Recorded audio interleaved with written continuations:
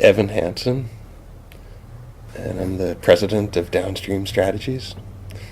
Well, there's many risks, like there are for any drinking water supply.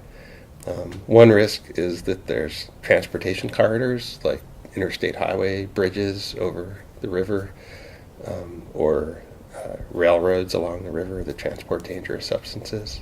But then there's facilities that are permanent above the intake or upstream from the intake.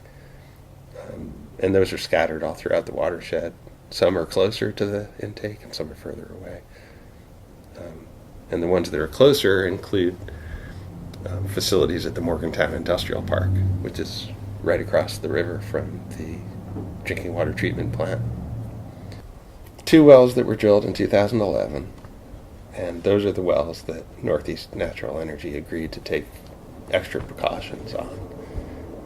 They've submitted permit applications recently for 2 more wells on the same well pad.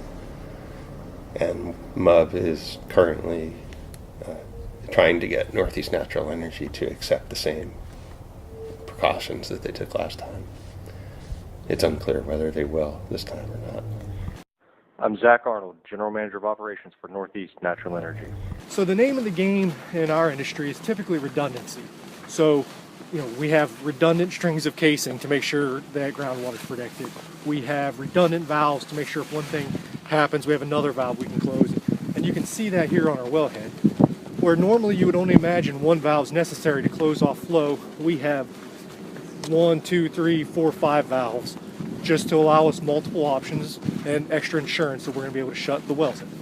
Those production units have controls in them that allow us to make sure that none of our piping gets overpressured.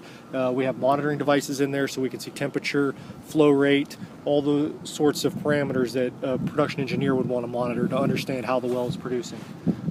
We also have the ability to do oil separation if we had any oil.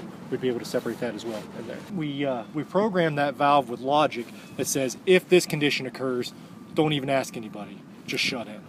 So we can tie that to pressures. So if if the line should develop a leak, we can sense that the pressure dropped quickly, or we can sense that there's gas present, or we can sense any number of things and react to it immediately without even having to send anybody out here, or without even having any human notice that the conditions are upset.